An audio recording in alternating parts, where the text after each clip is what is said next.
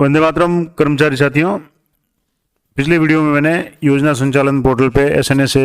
किस तरीके से वेंडर को ऐड करना है या बेनिफिशियरी को किस तरीके से ऐड करना है उसके बारे में आप बताया था। इस वीडियो में मैं बताऊंगा कि अगर आपने किसी व्यक्ति को या किसी फर्म को वेंडर या बेनिफिशियरी ऐड किया है तो उसके बाद में जब उसको पेमेंट करने जाएंगे तो सबसे पहले उसका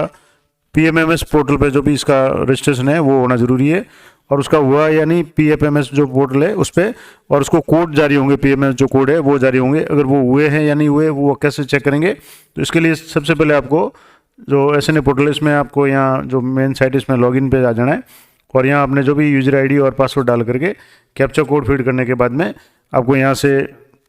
आईए सेलेक्ट करना है, इम्प्लीमेंटिंग एजेंसी, और उसके बाद में आगे का प्रोसेस में आप बताता हूँ लॉगिन करके आपको कैसे करना है। तो लॉगिन के लिए आपको डीडीओ के जो भी आपके है उनके मोबाइल नंबर पे ओटीपी जाएगा, आपको यहाँ ओटीपी एंटर करके वेरीफाई पे क्लिक करना है। जैसे ही वेरीफाई क्लिक करेंगे OTP has been successfully verified का मैसेज आएगा। उसके बाद में आपको यहाँ से जैसे जो सेलेक्ट एजेंसी है इस पर आपको क्लिक करना है और अपनी जो भी एजेंसी है वो सिलेक्ट हो जाएगी। अब यहाँ से मैंने आपको बताया था कि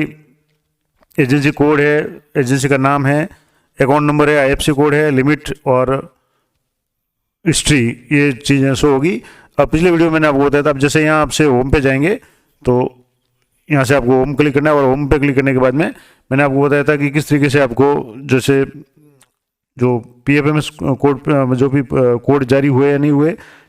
जो भी आपने वेंडर जोड़ा था उसको कैसे चेक करेंगे। जैसे मैंने पिछले वीडियो में आपको बताया था कि यहाँ जैसे वेंडर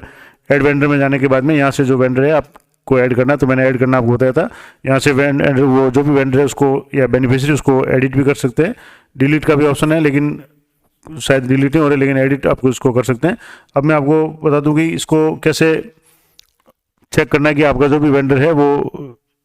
उसको पीएमएस पोर्टल पे या उस पर कोड जारी हुआ नहीं हुआ। तो आपको यहाँ से रिपोर्ट्स में जाने के बाद में एजेंसी रिपोर्ट्स में जाना है और यहाँ से रिपोर्ट्स सेलेक्ट करना है, और जैसे यहाँ से जैसे रिपोर्ट सेलेक्ट करेंगे यहाँ आपको रिपोर्ट टाइप में कंपोनेंट वाइज एक्सपेंडिचर आएगा, डिडक्शन एक्सपेंडिचर आएगा, जीएसटी डिडक्शन डिटेल आएगी और वेंडर डिटेल रिपोर्ट।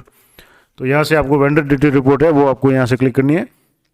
और उसके बाद में यहाँ फ्रॉम डेट टू डेट, तो आपको जो भी डेट है जिस डेट के बीच में आप इसको चेक करना चाहते हैं तो वहाँ आपको कैलेंडर से ये डेट सेलेक्ट करनी है। अब जैसे मैं दिसंबर माह का ये अगर देखना चाहूँ तो यहाँ जैसे दिसंबर 1 से लेकर के आज तारीख तक का मैं यहाँ से सिलेक्ट कर लेता हूँ, और यहाँ से फिर आपको पीडीएफ रिपोर्ट पे या एक्सेल शीट पे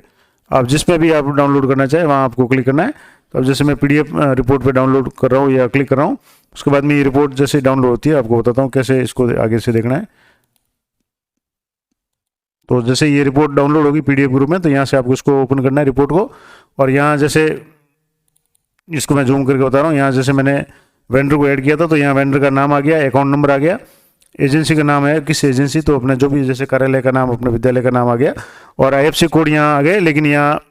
पीएफएमएस कोड यहाँ अभी 0 आ रहा है, यानी कि ब्लैंक आ रहा है, इसका मतलब अभी पीएमएस कोड जारी नहीं हुए हैं, और ये मोबाइल नंबर भी यहाँ आ गए, फाइल नाम भी नहीं आ रहा है। तो जब तक ये कोड जारी नहीं होंगे पीएफएमएस कोड, तब तक आप इस वेंडर को या इस बेनिफिशियरी को आप पेमेंट नहीं कर सकते।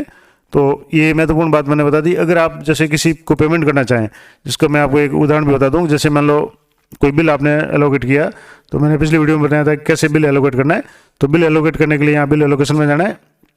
और यहाँ से आपको सिलेक्ट ऑप्शन में बिल एलोकेशन या मॉडिफिकेशन आपको सिलेक्ट करना है। अब जैसे मैंने बिल पहले से बना हुआ तो यहाँ मॉडिफिकेशन में आ जाएगा। अब जैसे दूसरा मैंने अब जैसे बिल प्रोसेस का जो आपको बताया था कि बिल किस तरीके से प्रोसेस करना है, तो उसके बारे में जैसे मैं आपको बता दूं कि अगर आप किसी को पेमेंट करना चाहें और उसका अभी भी पीएफएमएस कोड जारी नहीं हुआ है तो उसका पेमेंट नहीं होगा, तो वो आप कैसे चेक करेंगे या कैसे उसका देखेंगे, तो वो भी आपको एक बार लाइव करके बता देता हूँ। तो जैसे यहाँ आप अकाउंट नंबर फीड करेंगे तो यहाँ ये आ जाएगा कि यहाँ से जैसे ये नंबर मैंने एंटर किए, तो मैं आपको नंबर एंटर करके बता देता हूँ कि जैसे यहाँ मैं नंबर एंटर कर रहा हूँ तो यहाँ से जो भी है जिसमें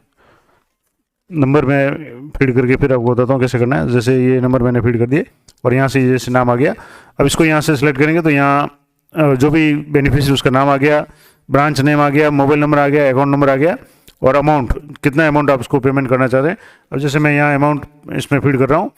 और इसके बाद में यहाँ जैसे रिमार्क या वर्क ऑर्डर में आप जो भी ऑर्डर नंबर डालते हैं, तो जो भी ऑर्डर नंबर डाल के बाद में यहाँ से जैसे सबमिट करेंगे तो आपके इस तरह का मैसेज आएगा कि इस विक्रेता के लिए PFMS कोड मौजूद नहीं है। PFMS code does not exist for this vendor.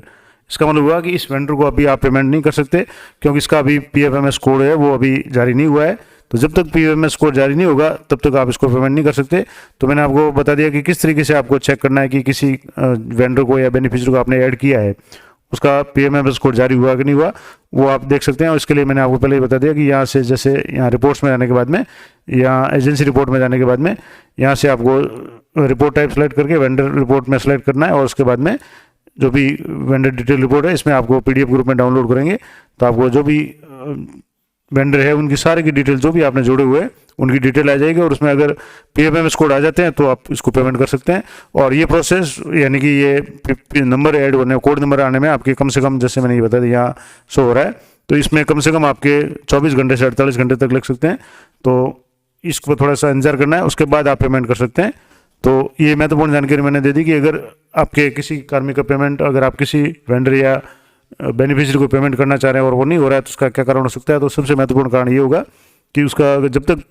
PFMS code जारी नहीं होगा तब तक आप उसको पेमेंट नहीं कर सकते। दूसरा, किसी का ये कोड जारी हुआ नहीं हुआ वो भी आप, मैंने बताया जो तरीका है उसके द्वारा चेक कर सकते हैं। तो इस तरह के अपडेट के लिए चैनल पर बने रहें, और अगले वीडियो में मैं आपको बताऊँगा कि